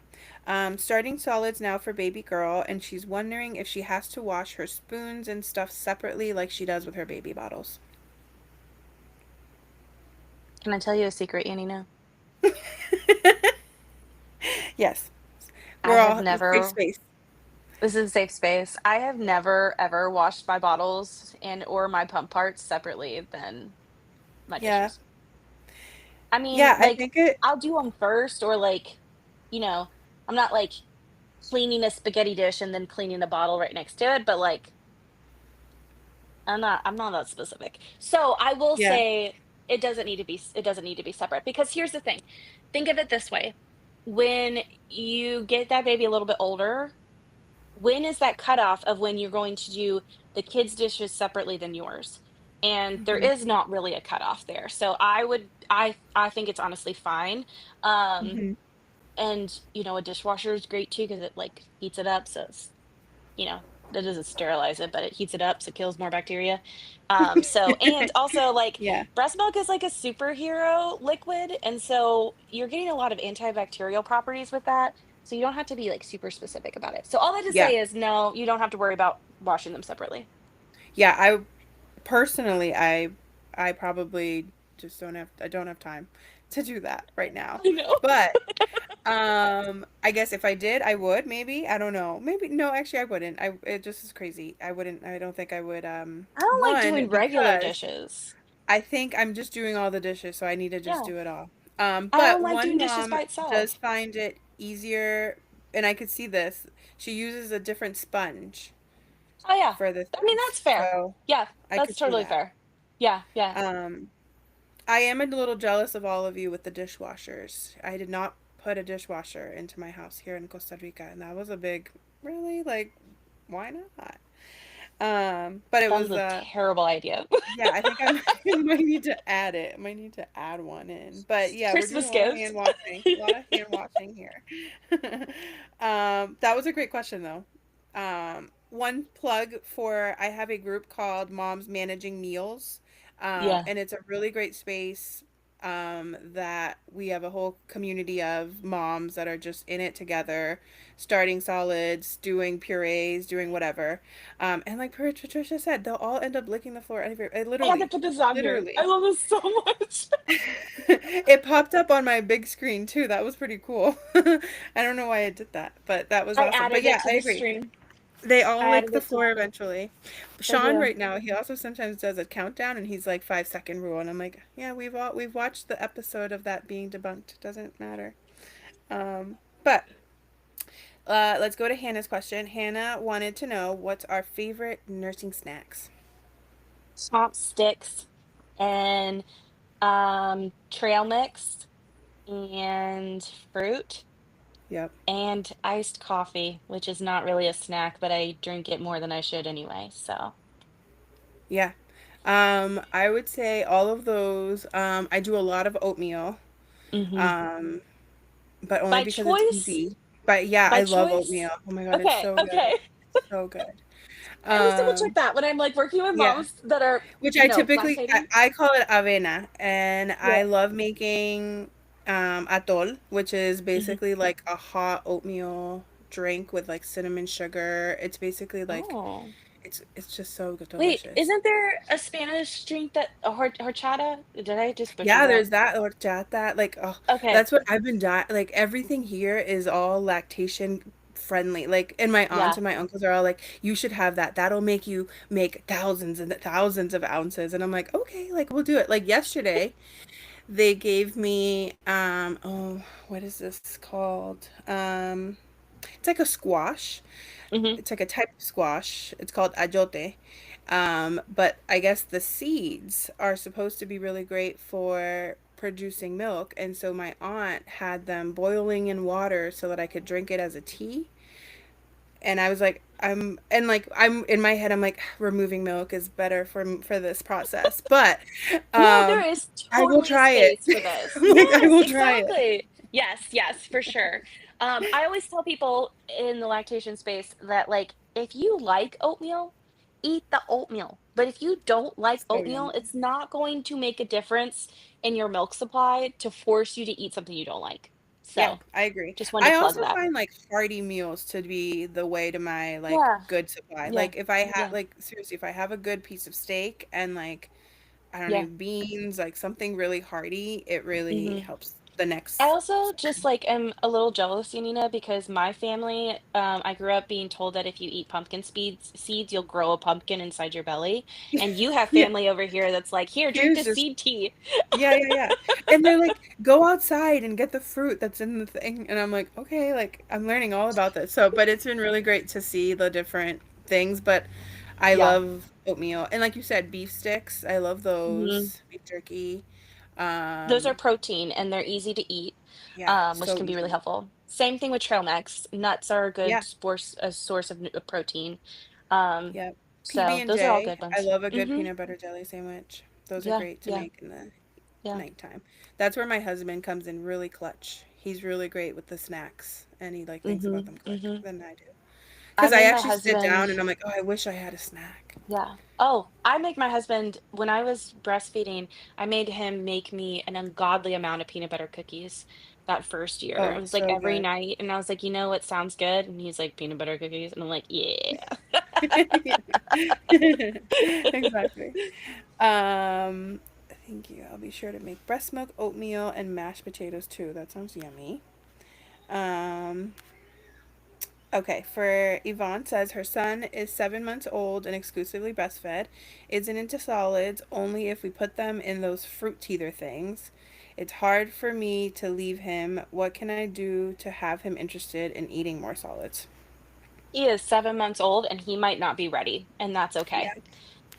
There is like babies are different, and it might be that it could even be as simple as when he turns 8 months, now he's interested. But if he's not interested in food, there's no reason to force him to eat it.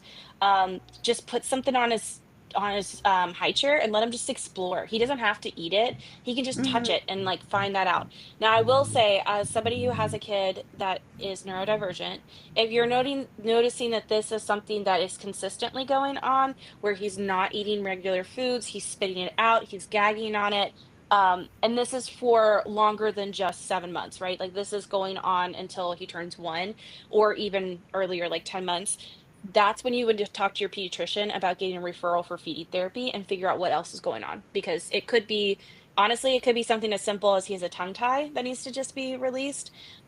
Sometimes it could be a sensory thing. He only likes certain textures. Um, it could be any of those things. So, Yeah, yeah. agreed. Yeah, and there's like, I mean, and I also think trying different textures, Mhm. trying Yeah. different shapes for it, it might just help. Mhm. But know Yeah. that a lot of, I mean, Sean definitely had his moments of like, I'm not trying it. Ruby Yeah. does have those moments too. Yeah. So I think they're all just different. Yeah. Um, and it doesn't even matter. Like, I had a friend the other day where she, I mean, everyone talks about baby led weaning and purees and all of those things, and I Mhm. always like, no, there's no right or wrong to it all. And Yeah. like Patricia said, they all will end up licking the floor eventually, anyways. Yeah. So, um, what is your best hydration pack drink powder that you recommend? Water. I think mine's Um, water. like I was guilty of that body armor phase when I was nursing my first, thinking that that was what's going to make or break my milk supply. It's not a thing. They tasted great, but a lot of those are also like really packed with a lot of extra sugar that you don't need.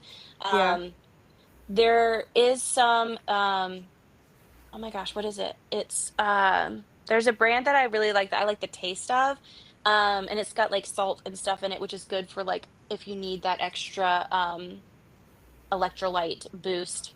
But most of the time, just drinking water is fine.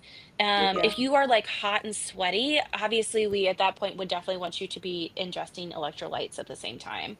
Yeah. And I'm gonna try to remember what that let's see, Yeah. I think just powder. water. Yeah. If you Mm-hmm. really need it, obviously add something else. Like sometimes I like to get like actual like coconut water and do Mm-hmm. that. Yeah. But most of the Yeah. time hydrating. And you can overhydrate. Like do Mm-hmm. you know Mm-hmm. do you what do you recommend about overhydration? Or is Drink to there like can you thirst. overhydrate just You thirst? can. You Yeah, I'm can starting. drink to thirst. If you are like noticing um that you are drinking like you're forcing yourself to drink, I get concerned about you are actually peeing out all of those electrolytes instead of actually having something good come into your body. So Yeah. at that point, I would want you to do something that has electrolytes in it. Rebecca Asher Mhm. says, is it LMNT? It's not that. Oh, it's Relight. It's the Redmond Relight hydration. I've used those. I really like those. They taste fine. Um, Liquid IV, my husband likes those. The tea element tea, that one's a fine one too. The biggest thing is you Oh, I've just want to heard make that. sure like what the ingredients are and make sure there's no added ingredients and you know exactly what's in there. When they have like a mix or something, that's when I get a little nervous because they don't legally have to put what's in the mix. And if they don't have what's in the mix, then I'm kind of iffy on what it is. But the Yeah. Redmond Relight ones are really good. They have some really yummy flavors, and they also have like a a pack that's like a trial pack that you can try a bunch of different ones. And obviously, clearly, I am not paid by that because I didn't even remember their names. So this is my own personal recommendation. Andrea says that she likes the sugar-free liquid IV. I think Hmm. that works for Yep. her too. Yeah, for sure. Okay. I saw somebody have a question over here. Where did I miss that? There it is. Um, Maria had mentioned that she hasn't been able to see a consultant, a lactation consultant, since it's not covered through her insurance. I would one check your local hospital and see if they have any. If you are on WIC, they should have some resources for you. There are almost every single lactation consultant that I know of also does self-pay, and some of them do sliding scales. So if you Mm-hmm. can't afford their main fee, then just reach out to them and ask. Here's the thing, we don't go into lactation for the money. We go into lactation because we want to help other people and we want to help other moms.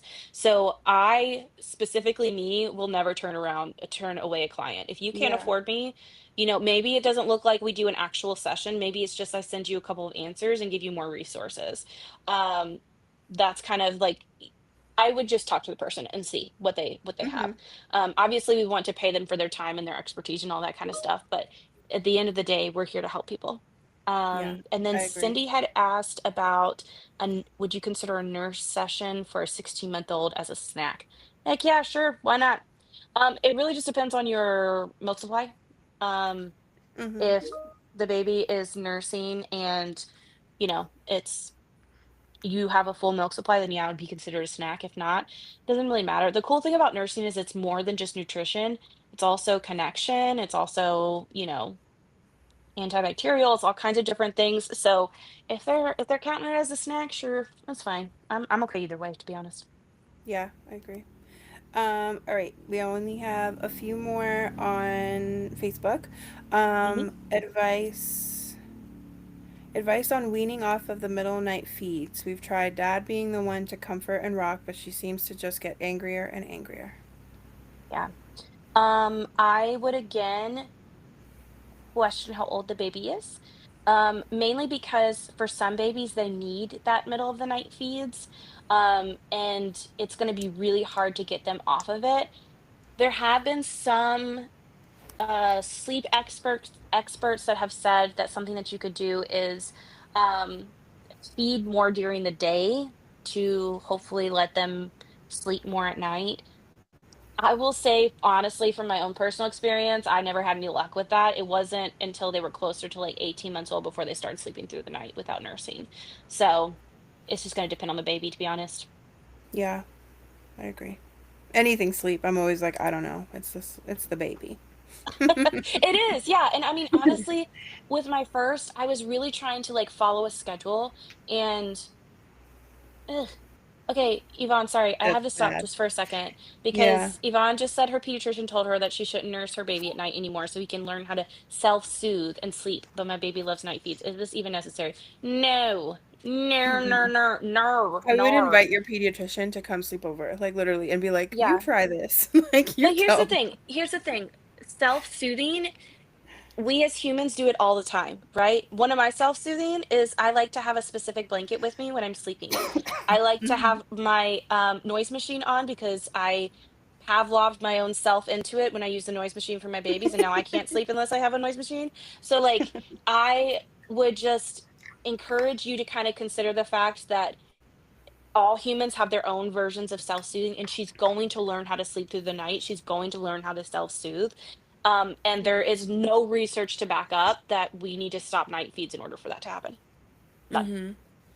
I I agree. always tell people if you have a pediatrician or a doctor or anything that's telling you something that goes against your own gut and intuition, ask to see the research.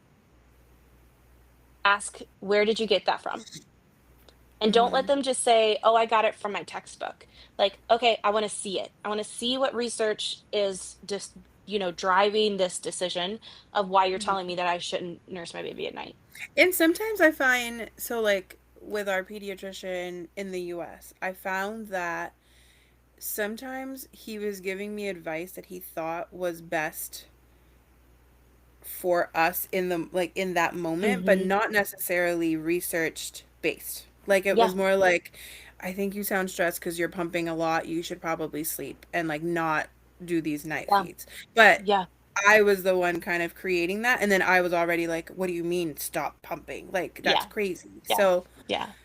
I think that And sometimes I don't know if they're like trying yeah, to help you, trying to yeah, help. yeah, exactly. And sometimes they're pulling from their own like lived experiences as well. So Yeah. maybe it's just that's something that he was taught or something that somebody told him instead of something that's actually researched.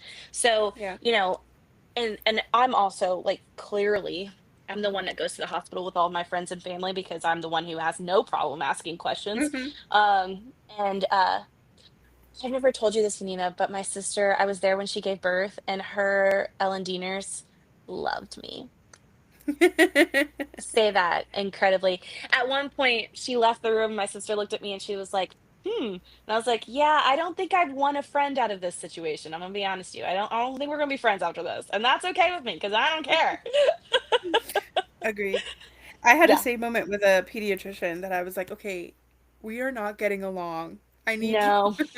I was like, I think we need to start over or we just can't Yeah. talk anymore, but we are not Yeah. getting along. Yeah.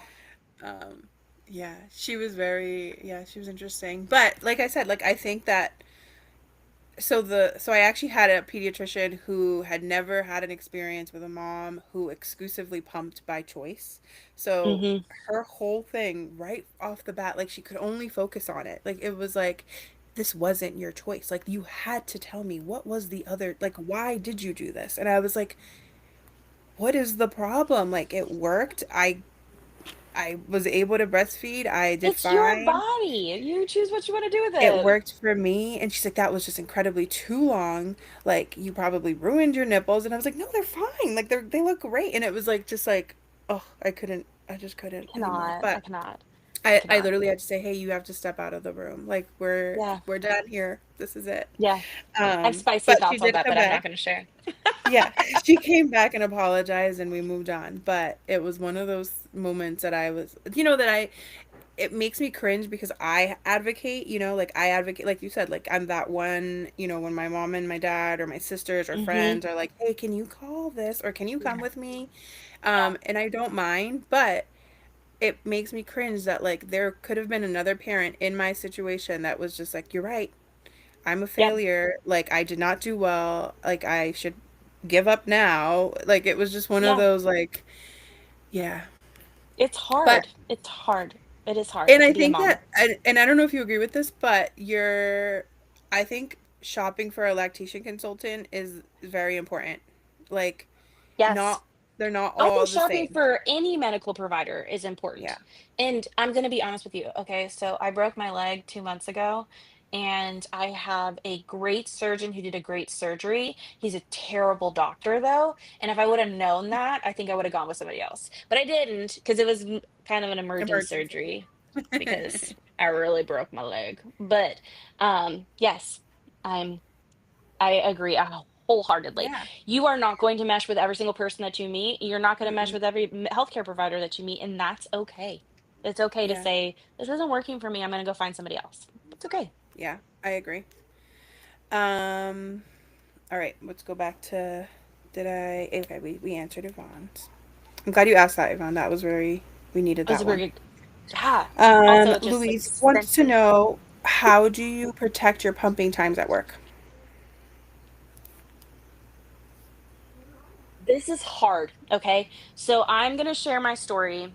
Not that my lived experience is going to determine your own.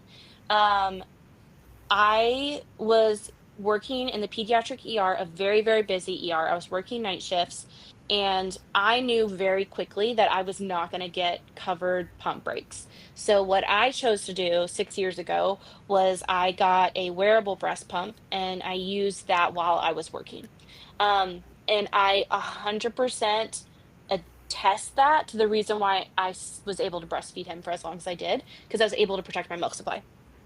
Yeah. But legally in the US, you are supposed to get a pump break. If you are not getting that, there's some like labor, there's like a low, usually like a labor union or something for your state that you could reach out to. Um, but that's kind of like the last resort because then it's like a fine and it's a whole big drama thing. If you can talk to your manager and be like, hey, I'm having a hard time getting my pump breaks.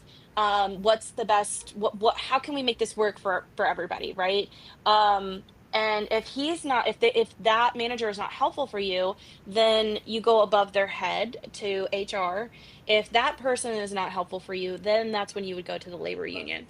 So, that's kind of like a tricky thing is it's really going to depend on what your job is. The other thing too of like if you're working in fast food restaurant, where do you pump? There is nowhere to Yeah. pump except for your car. Um, it's hard in the US to fight for your pumping rights. And I just encourage you to um, you know, to do the best that you can, honestly. And Mm-hmm. sometimes what I tell people is like if the best that you can do is you pump on your way to work, you pump at your lunch break, and then you pump on your way back home. If that's all you can do, that's all you can do. Like I Yeah. want you to stand up for yourself and what your rights are, but at the same time, we're in an economy where losing your job over something like this is not possible for a lot of people. Mm-hmm. And even the threat of that can be really scary. So know Yeah. your state laws, know your federal laws, and just kind of go into it. And don't go into it with, these are the laws you're supposed to be doing. You're breaking all these laws, blah, blah, blah, blah, blah. Just go into like, hey, I want to work together to come collaboratively to the correct to what we need to do to make sure this works for both of us. Um, so Mm-hmm. the mama's attorney on Instagram has some really She's great. great Mm-hmm. information about pumping at work. If you are on Instagram, that's something Yeah. I would And we also definitely. have a blog on the Series 2 website Hmm. where it has like a template for you if you needed. Yeah. I found that really helpful. I also think, and I don't know if it's just something that we do because we feel guilty about it, but we have to remember that like this is to feed our babies. So like it's Hmm. okay to advocate for yourself and it's okay to Hmm. say I need help. I want to Yeah. be able to do this. This is my Yeah. choice. And kind of like you said, like make it a symbiotic relationship where everybody's Hmm. working together to figure it out. Yeah. But I was bedside nursing when I returned to work with Sean, and Hmm. I got mastitis after I was in a labor and delivery. I was in a labor that turned into delivery, that went over like 18 hours, and I didn't Hmm. express or pump or anything. Yeah. And it was like literally the worst day of my life. But I Hmm. can tell you all that the one thing that I didn't do that I should have done is just talk to my nurse manager. I didn't know when to bring it up. I didn't plan it beforehand. I just went into it. Yeah. So Yeah. And that's kind of what I did. Like, I knew being in an ER, like, I have I have a terrible I mean, working in the ER, I was lucky if I got a lunch break, much Yeah. less Yeah. getting a pump break every 3 hours. Like, that was just gonna be really difficult. So I kinda knew going into it that I needed to look at other options. And so I Yep. did a bunch of research on wearable breast pumps. 6 years ago, there was really only the Willow and the Elvie. So, Yeah. thankfully, we have a lot more options now. Um It's true. So Brianna has mentioned the elastic nipples, and Yanina, I would like to talk about that because I know you said that you have Yeah, elastic nipples. I Um, sure do. Tell yes, us about Cindy, we that one. definitely can. Um, so she was saying that she says that she has issues with her wearables because they are always uncomfortable and they're causing blisters even with changing inserts.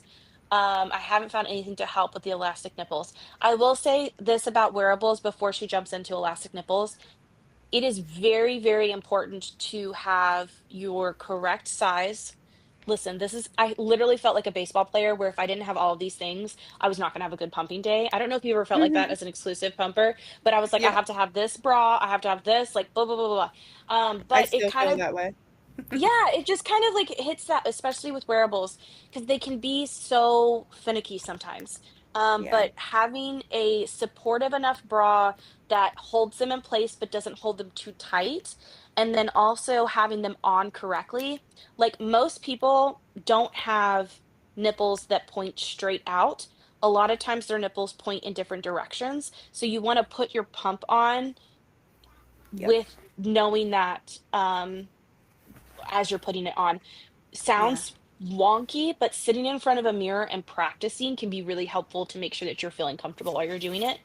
Um, and then just knowing that as you start to remove milk, you're gonna have to tighten your bra because your breast tissue is gonna get softer So, as your milk starts to empty. So you'll want a bra that you can also tighten as you're going through your pump session. So hmm just saying that about the blisters and stuff. But yeah. go ahead about the And be mindful elastic of like nipples. settings. Mhm. Again, like you don't need to be on this like higher Yeah. suction or Yeah. setting to make it work. Yeah. I have found pumping pals to be really Mhm. helpful for my elasticity. The only thing is that I do think that they need like a big learning curve with them. Yeah. I But agree with if that. it works, it really works. Yeah. And then I find with my wearables, because that's where I run into more of my issues, is that it's always hitting the back of any wearable that I Mhm. wear. I find the baby Buddha is nice because I can wear it with my flanges, but again, Mhm. if I want to be like discreet and whatever, I have to wear cups. But I do find that the legendary flanges are just a little bit longer, um, and I can deal with it. But I also find that stopping 10 minutes, 15 minutes in and just like relaxing my nipple for like 5, 10 minutes if I can and starting again, I find better output because it's just the whole time, like literally, I mean, I feel like Elastigirl. Mhm. It's just Yeah. precious. Yeah, yeah. And I mean, that's a good point. Like, the other thing too is I'd want to know where your blisters are. If they're on the sides, that is where I am concerned about it not being on correctly. If it's on the Yeah. sides, it could also, and if it's on the sides or on the tip of your nipple, I'm concerned of like, okay, do we have the wrong size? The other thing that you can do is when you take it off, if you see a big, gigantic ring around your areola, it's Yeah. most likely because you don't have the correct size. Too big. Um, yeah, it's too big. So those are kind of some things to think of. I know I've said this already, but I genuinely believe with wearable breast pumps, you have to have the exact size, like Mm-hmm. no wiggle Yep. room. This is exactly the size that you need. Or, and sometimes one lower than that, just because of how they sit in your bra. It's completely different than flanges, regular flanges. Yeah. Yeah. Another ones are the lactics. I really liked the Yeah. lactics. Hmm. Those also have a bigger tunnel. Yeah. Sometimes though you have to cut them, but Hmm. all the different websites, and if you want to try them, I noticed I have a couple messages from a couple moms too. So feel free to message me Hmm. if we mentioned something that you want us to send you a link or whatever. Yeah, yeah, We'd be happy to.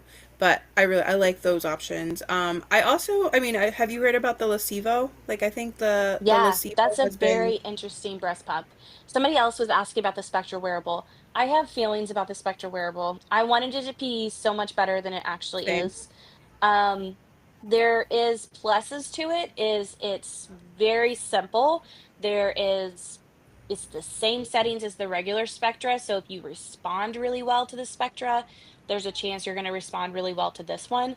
But Yeah. the cup does not screw in, it just pops in, which makes me really nervous because that could pop out I've as soon seen as you some pull it big out. spills on TikTok that make me like cry.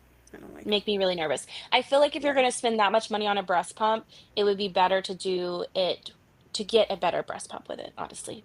Yeah, So, and it's also pretty um, bulgy compared mhm, to everything else that some I've of the other seen ones. Yeah, on the but like the market. Lucebo, I that's an Australian, it came from Australia. I've been Yeah, following it since before they came to the US, and that is a woman-made breast pump, and you can tell it's a woman-made breast pump because it comes totally. with all the different sizes, like all of the different sizes, not just like 21, 24, and 27, like all of the different All sizes. of them. And like the box comes with a mirror so you can actually see what your nipple's doing in the flange to check to see what size Yeah, you need, which I think is just yeah. really, really darn cool. Yeah, I appreciated that. And you also get all of the sizes with the Eufy S1 Mhm. Pro, which is great. Yes. But Yep.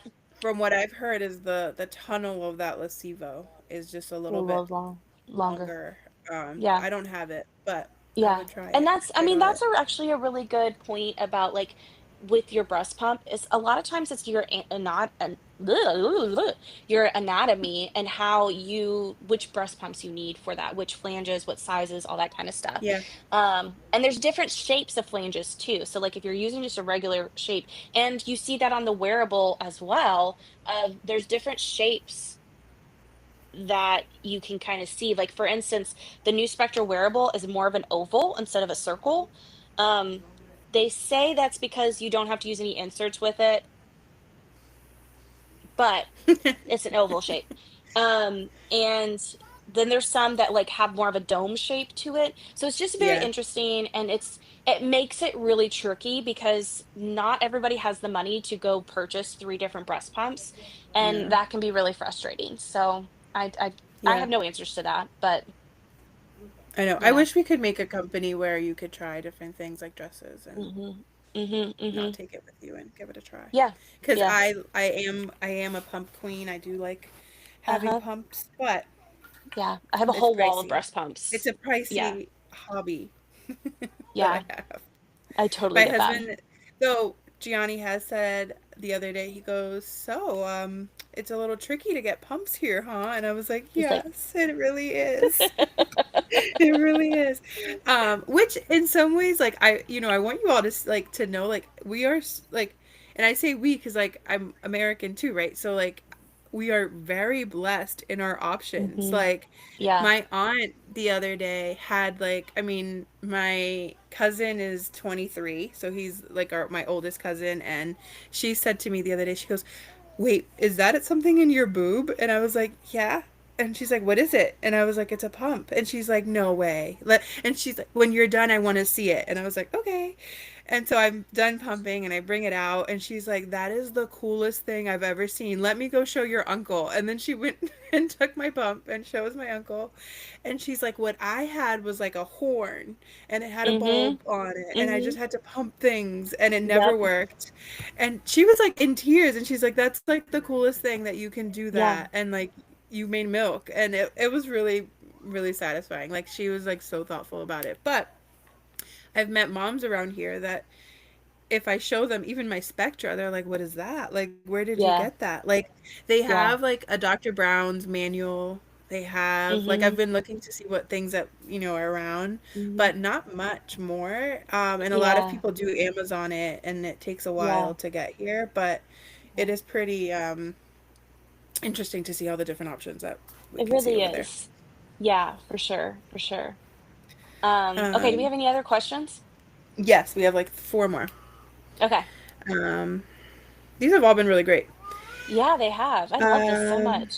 And this is being okay. recorded, so, like, Yeah. you can watch this later. Like, don't feel like you are missing anything because you can't be here. Yeah. If you want to watch this later, you can watch this later. Yeah. Okay, Rachel says I work 10-hour shifts at my local hospital and sometimes can't get away to pump until 4 to 5 hours into my shift. Should I still pump a second time so I don't lose my supply depending on when my daughter's nap schedule? Sometimes I feed her when I get home. Otherwise, it's an hour or so after I get home. Timing seems all certainly tricky. It It really does. is. I will say, and I know you probably can attest to this as having pumped for as long as you have, um, any amount of time that you're removing milk is better than not removing milk at all. So if you Yeah. can literally only pump for 5 minutes, I want you to do that versus skipping the pump session completely. And this kind of goes back to what we were just talking about of like knowing what your work is and how supportive it is for your pump breaks. I mean, Yeah. if you literally can't get away at the hospital, this is something where you might want to consider trying trying a wearable breast pump for that first pump session, and then when you do get a chance to sit down, follow it up with whatever breast pump you have with you. Yeah. I think any removal is great. Yeah. And just knowing that sometimes you are just signaling and maybe Mhm. nothing is coming out, and that's Yeah, okay. yeah. And, like, you could also even pump just, like, 10 minutes in the car on the way to pick up your daughter, and that way, if she is not ready to eat right when you pick her up, you're comfortable because you're right, it's about simulating more milk, but it's also making sure that your body is comfortable because, like, you had that 18 hours Yeah. got mastitis because you couldn't remove any milk. We obviously don't want you to do that. So just kind of those kind of things to consider. But I would Mhm. rather you, and then maybe even take a manual breast pump with you. If you can't afford a wearable, a manual can be a really helpful tool if you need to just remove milk really quickly. Yeah. Um, and I like to put the manual on top of my chiller and I would just pump directly into my chiller.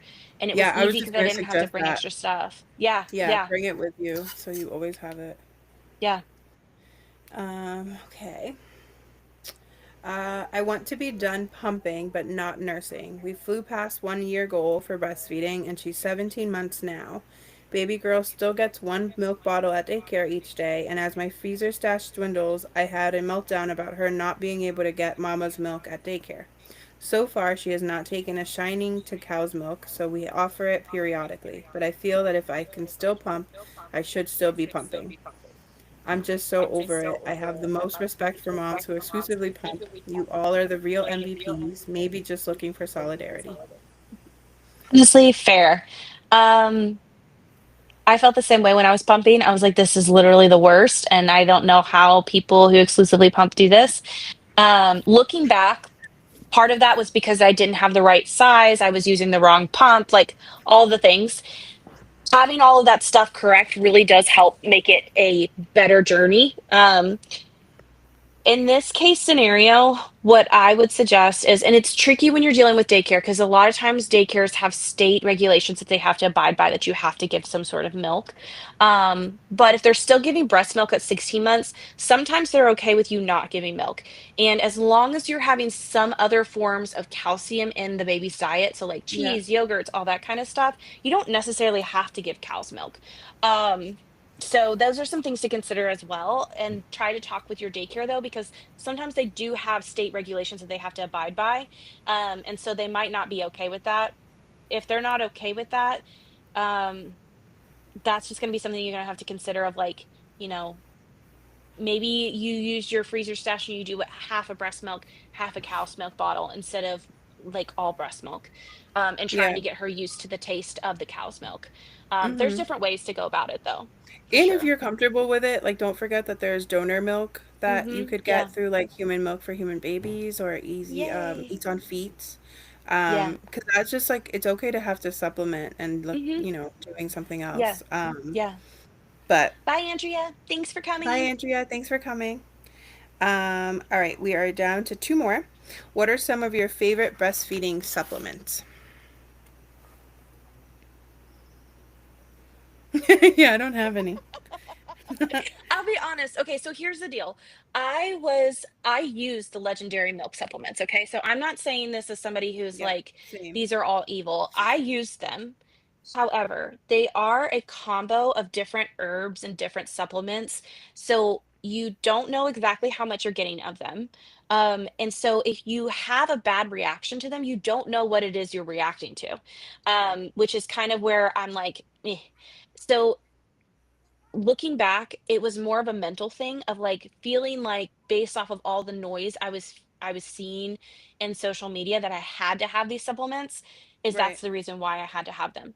I don't usually Agreed. recommend any supplements other than a really good, like a prenatal, postnatal. I like the Needed brand and I like the Fullwell brand.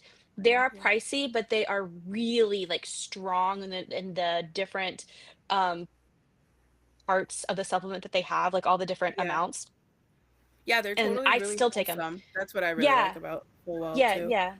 And I mean, I still take them myself. So like I'm 3.5, I'm not even breastfeeding anymore and I still take them. Yeah, they're great. So they're really great for that. So that's really the only supplement. If I have a mom who has a history of mastitis or a history of clogged ducts and or we're dealing with that, there is a breast health supplement that Lactation Hub makes that I like. And sometimes I'll recommend that, but it's also really pricey, so I don't it's not something you have to take every month. It's more just like as an as needed kind of thing Hmm, is what I usually that's tell my interesting. clients. Mhm. Actually, going into that or jumping off of that, what are your thoughts on choline and sunflower lecithin? So here's the really interesting thing. So we used to have a mastitis, and I say we as the lactation world, we used to have a mastitis protocol where we said heat, sunflower lecithin, all these things. And then there was a couple, or like maybe one or two research studies that said really the thing in sunflower lecithin that was helpful was choline.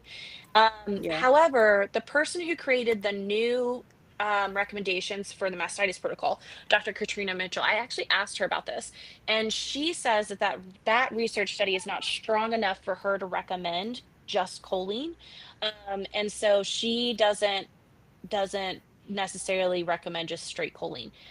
I will say that if I have so like the breast health supplement has some choline in it.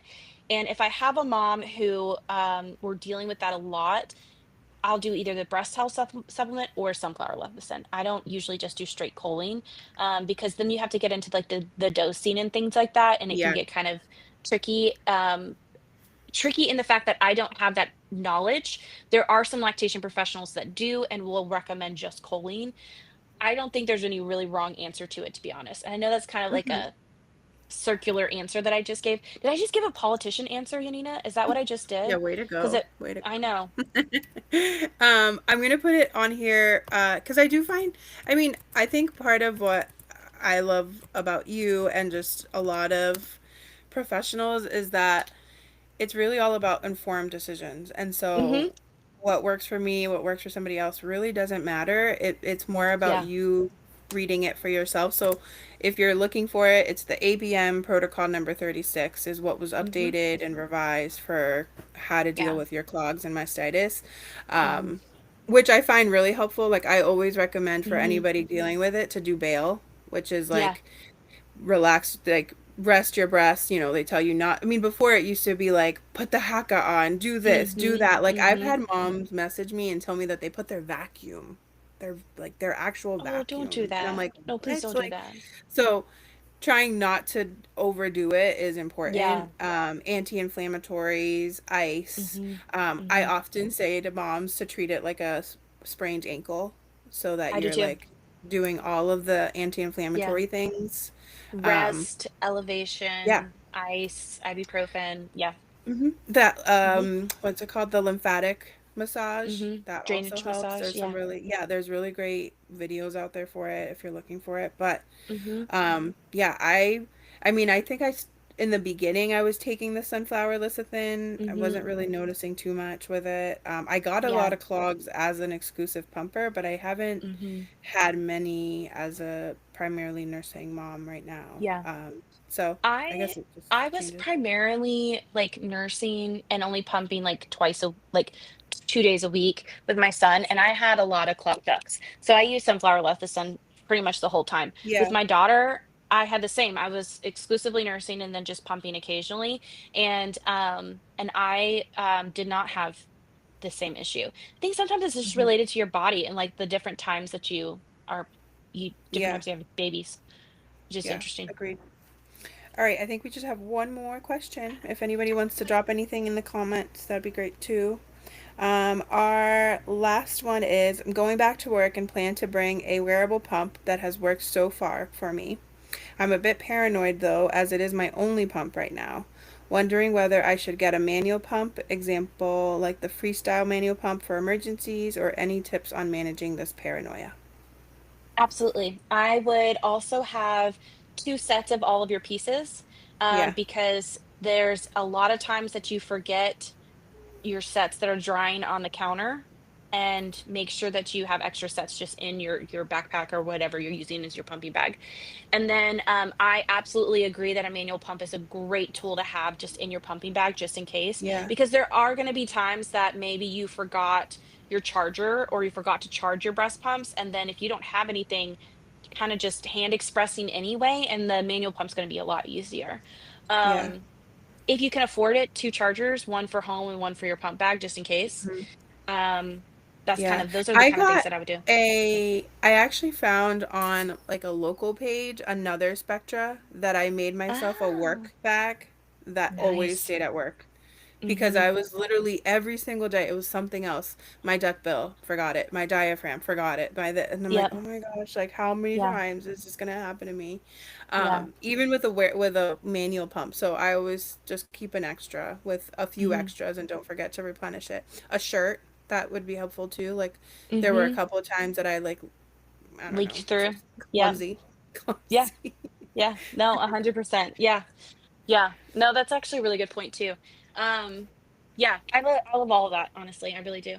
Maybe we should do a blog of like a list of things to put in your pump bag. That would be fun. Yeah, that would be good. Yeah, I love that.